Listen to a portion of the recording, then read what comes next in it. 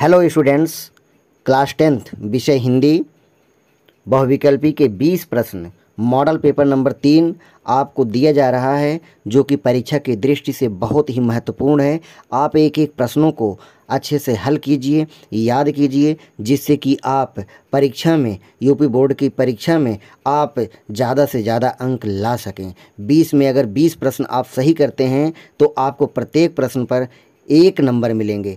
एक प्रश्न पर 1 नंबर, 20 प्रश्न पर 20 नंबर मिलेंगे और आपका ये 20% होगा।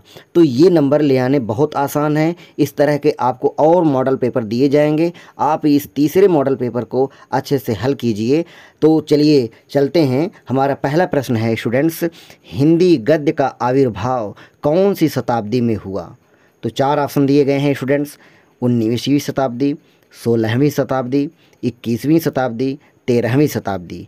तो आपका सही आंसर होगा स्टूडेंट्स 19वीं शताब्दी।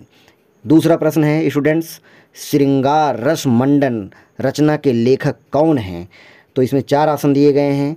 क है गोकुलनाथ जी, ख है नाभादास, ग है बैकुंठ मणि शुक्ल, घ है गोस्वामी विठलनाथ। तो इसमें सही आंसर होगा स्टूडेंट्स डी, घ गोस्वामी विठल नाथ जी। तीसरा प्रश्न है स्टूडेंट्स, अमीर खुसरो की रचना का नाम है? 4 ऑप्शन दिए गए हैं स्टूडेंट्स। आप एक एक करके देखिए और सही उत्तर इसमें से चुन करके आप जो है OMR सीट पर भरेंगे। तो इसमें सही आंसर होगा स्टूडेंट्स घ, पहेलियाँ मुकरियाँ।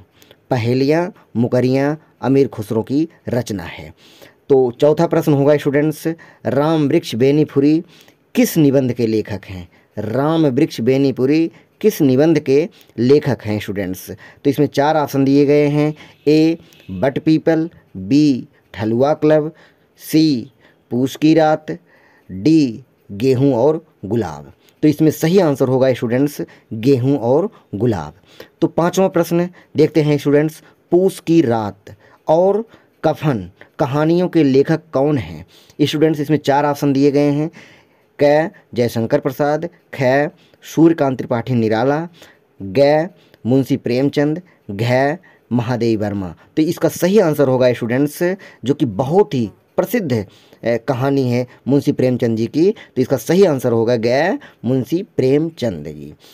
छठा प्रश्न होगा स्टूडेंट्स, निम्नलिखित कथनों में से कोई एक कथन सही है, उसे पहचान कर लिखिए। तो इसमें 4 ऑप्शन दिए गए हैं।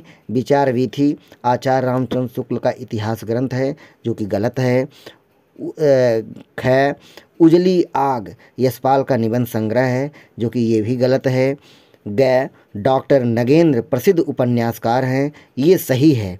राम स्वरूप चतुर्वेदी सफल भेंट वार्ता लेखक हैं, जो कि गलत है। तो इसका सही आंसर होगा स्टूडेंट्स ग डॉक्टर नगेंद्र प्रसिद्ध उपन्यासकार हैं।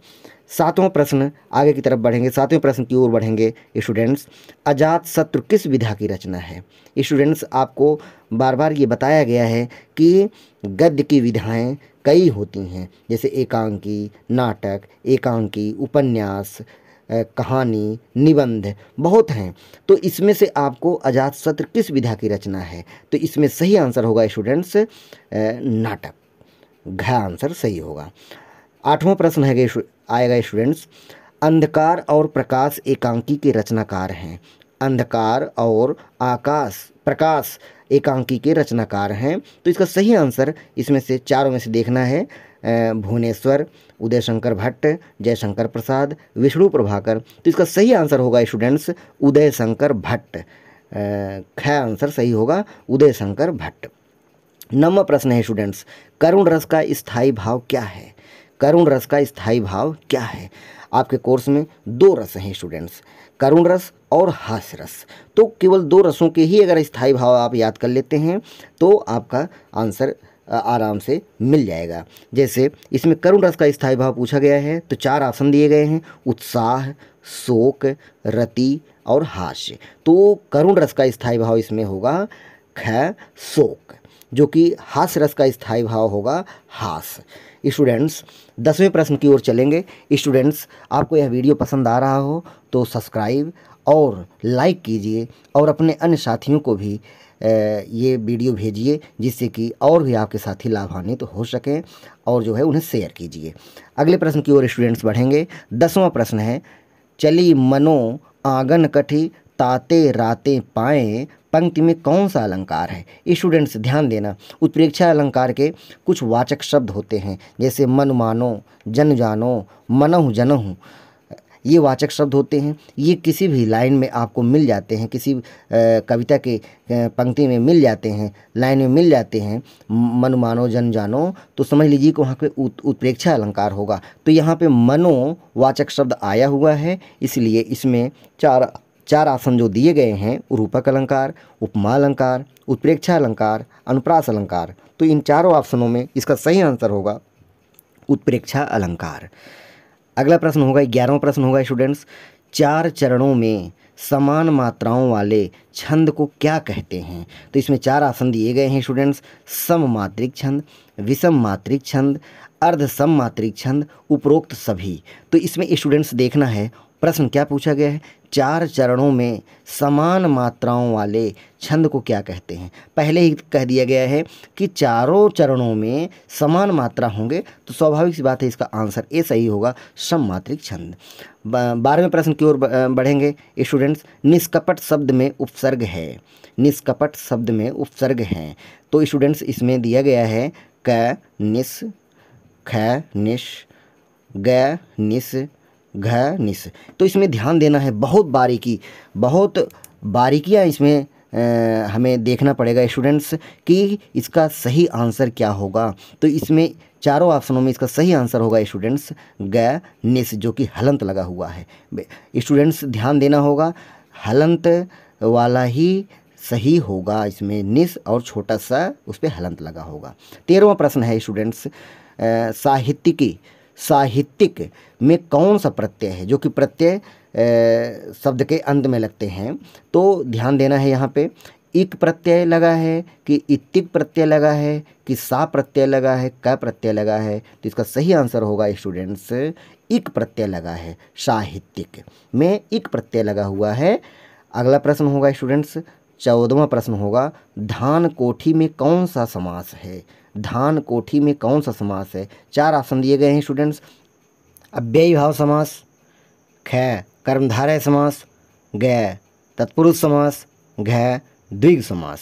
स्टूडेंट्स इसमें 4 ऑप्शन दिए गए हैं, इन चारों ऑप्शनों में इसका सही आंसर होगा धान कोठी में कौन सा समास है? तो ग तत्पुरुष समास सही होगा। 15वां प्रश्न है स्टूडेंट्स, कवि शब्द है, कवि शब्द है, 4 ऑप्शन दिए गए हैं, क शंकर, ख तद्भव, ग देशज, घ तत्सम। तो इसमें सही आंसर होगा स्टूडेंट्स तत्सम शब्द। कवि शब्द क्या है? तत्सम शब्द है। 16वां प्रश्न है स्टूडेंट्स, गंगा का पर्यायवाची है, गंगा का पर्यायवाची है। तो इसमें 4 ऑप्शन दिए गए हैं स्टूडेंट्स, पहला है मंदाकिनी, दूसरा है भागीरथी, तीसरा है देव नदी और चौथा है ये सभी। अर्थात गंगा का पर्यायवाची शब्द चारों होगा मंदाकिनी, भागीरथी, देव नदी। तो इसमें सही आंसर होगा घ ये सभी। तीनों ऑप्शन, तीनों इसमें जो मंदाकिनी है, भागीरथी, देव नदी गंगा के पर्यायवाची शब्द हैं। 17वां प्रश्न है स्टूडेंट्स, पित्रादेशः का संधि विच्छेद है। पहला है पितृ जमा आदेशः, दूसरा है पितृ जमा आदेशः, तीसरा है पित जमा आदेशः, चौथा है पित्रा जमा देशः। इसका सही आंसर होगा स्टूडेंट्स पितृ जमा आदेशः, ख ऑप्शन सही होगा, पितृ जमा आदेशः। 18वां प्रश्न है स्टूडेंट्स, फला नाम शब्द फल की कौन सी विभक्ति एवं वचन का रूप है?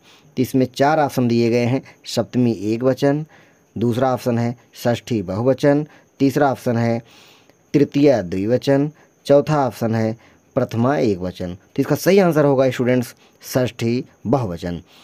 19वें प्रश्न की ओर बढ़ेंगे स्टूडेंट्स, पठ धातु का लट लकार का प्रथम पुरुष का द्विवचन है।